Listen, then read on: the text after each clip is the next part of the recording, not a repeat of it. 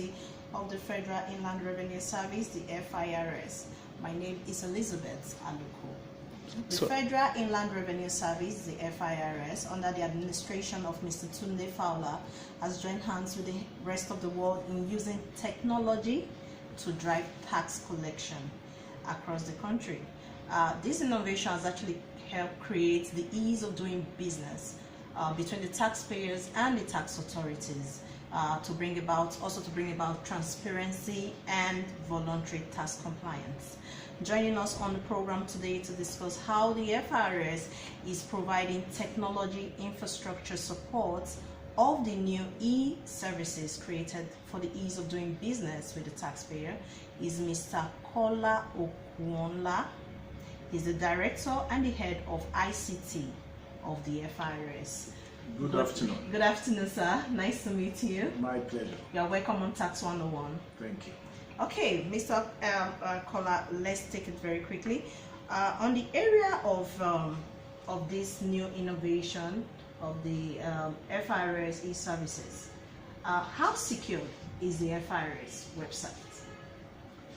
Thank you very much. Yes. Thank you very much. You're welcome. I'm going to speak to the global information security apparatus that has been put in place by the Federal Inland Revenue Service. Okay. I'm going to go beyond the website. I will do over syllabus. Oh, wow, that's good. You're talking about the website, but the website is the front end.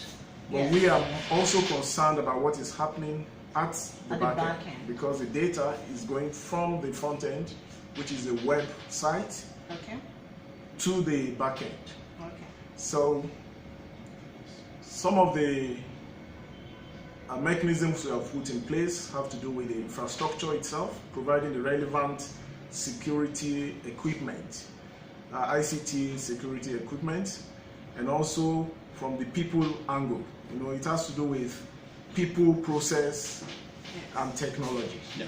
So it's not only the physical security, we also talk about the logical and the human security. So I'm going to start from the most important security of all, which is the human security. Okay. In the first instance, all the staff of the Federal Inland Revenue Service have signed the oath of secrecy and confidentiality. Wow. Which is legally binding on them. Okay. Oath of secrecy and confidentiality, because the FIRS Establishment Act 2007 places a lot of premium on the taxpayers' information, security and confidentiality of taxpayers' information. Because I was going to ask you in that line, what has been put in place to actually ensure taxpayers' information are properly secured, and also that this information in confidentiality with the FIRS is not being shared, or it doesn't find its way to the public domain. So I wanted to ask how, what measure or what infrastructure that the FIRS has put in place to this effect, before you even mention that. Yes. If you can take us through it. All right. With respect to the infrastructure that we have put in place, okay, we have our firewall. Yes. That's what we call the firewall. We have the state-of-the-art firewall. The firewall that we have is the ASA 5585. I don't want to dwell too much on technology, but that's a bit technical for us. Adaptive security appliance. Okay, what does that is do? A very powerful and high-level firewall that filters the traffic that is coming from the internet and also from the taxpayers, to ensure that hackers do not intercept information from our systems. Okay. And that's to make sure, because the way technology is nowadays, whenever you expose your information to external parties, that is, you allow all taxpayers to be able to access information through e-filing, ETCC, all the e-services. Yes. There is a possibility of what we call man-in-the-middle attack or interception of the information coming from the taxpayer, but that has been mitigated with the use of the state-of-the-art, the latest technology devices known as the adaptive security appliance. And we also have the concept, which is known as the DMZ, demilitarized zone. Okay. just like the name implies, like Yes. the physical demilitarized zone. Yeah, that sounds combative to me. Yes. You know that information security is also an element of war. It's a battle. Exactly. And a continuous battle. Considering the fact that we're in a very volatile area in this country, considering a lot of hackers online trying to hack into big websites, companies, and all of that to get information of their clients and even the general public. This has created a lot of issues in the past. So we just wanted to be sure that using this FIRS e-service platform would not create any of such issues in the future. Yeah, thank you very much. I will say that the FIRS website has been in place for more than a decade. Okay. And we are also very much aware of what has happened to a lot of websites. Yes. Like some hackers taking over websites and posting some very unprofessional information. On such websites. But in that has never happened to us. First, I want to talk practically to say that in reality, we have never experienced a hijack, a success. Not that there have not been attempts. Of course, we always see attempts, but because of the devices that we have put in place, there has been no single successful attempt at hijacking our website. So it's just to say that I don't want to just talk theoretically. Yes. To say even in practice, yes. If it happened, I trust my journalist friends. It will have been very well made public. Yes. By now. By now. Okay, so I also want to ask a question on the area of the turnaround time, because I know that using the platform, there's bound to be issues from taxpayers. So what happens when a taxpayer is having an issue? Maybe they put in wrong information, or they're trying to, resolve issues that has to do with maybe they have key in wrong information and all of that. So how quick is it for FIRS? So what measure have been put in place to resolve this issue and get back to the taxpayers as quick as possible? The mechanisms we have put in place, we have the FIRS help desk. Okay, fantastic. And it's a dedicated help desk that resolves complaints from taxpayers and users of our e-services and other FIRS services. Okay. So the email address of the FIRS help desk is the helpdesk@firs.gov.ng. Okay.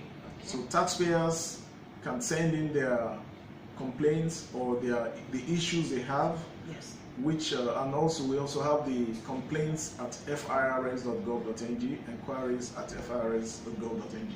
But the global email for helpdesk is the helpdesk@firs.gov.ng. So how quick is it? We have the phone numbers.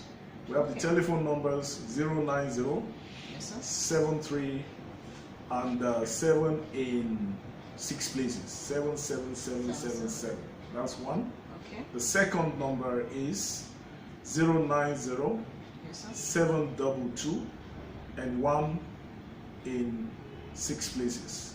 Okay. So you can see that we are so much in love with 666. Yes. There's the third one, 0907. Then 4 in 6 places and 1. 444441. Okay, these are numbers that can easily be remembered by taxpayers. Yes. But do we have this information in any of your public domain? Yes, the information is available on FIRS website. Okay. So if you go to... How about social media? They are also available on social media. Okay.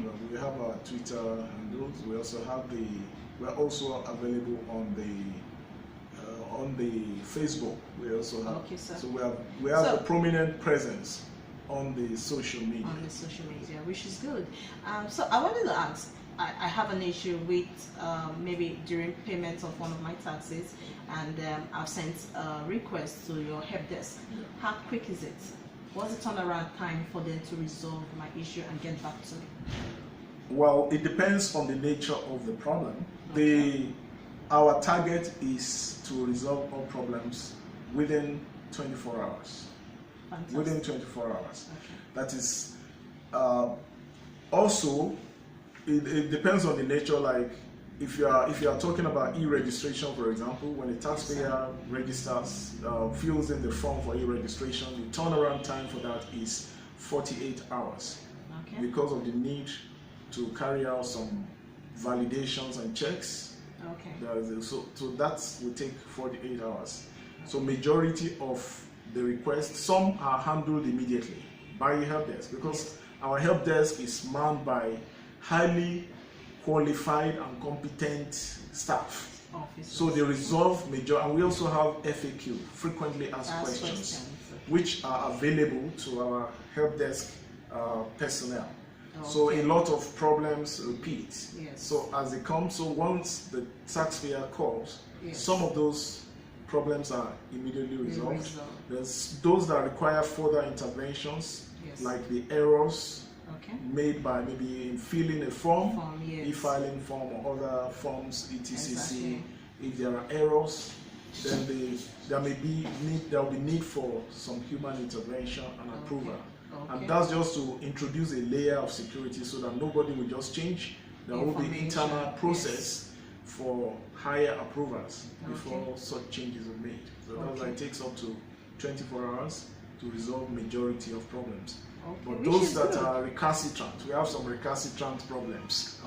Some problems that may be beyond FIRS. I've personally handled some of them, or intervened in such, such as an agent withholding tax. Yes. Some people can work for some companies and get, yes, contract. Yes. The withholding tax is withheld, yes, but not remitted to FIRS. So when the taxpayer wants to collect tax clearance certificate, or they want to get their withholding credit notes, yes, we will not see it on our portal, because every payment made from anywhere, we always see such payments. Yes. We see it from our desk, from our computers. We can see.